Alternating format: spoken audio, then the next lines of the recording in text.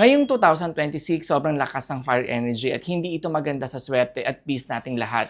Kaya naman, ngayong 2026, iwasang mong impasok or ilagay ang mga ganitong halaman sa bahay ninyo dahil mas papalalain nito ang malas at gulo. Una, cactus. This is very not ideal for 2026 as keeping cactus sa bahay ninyo will only aggravate the fire energy, meaning mas papalalain nito ang away, gulo at alitan.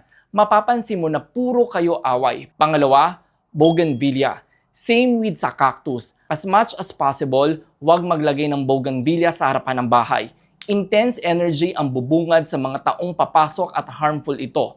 Pangatlo, red roses. Red roses are representation of fire element. Too much fire element ay hindi maganda.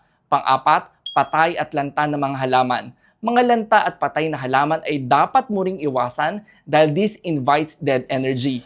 Dead energy means no progress in life. Sana ay may natutunan kayong bago mula sa amin. Master Michael here, simplifying feng shui for everyone.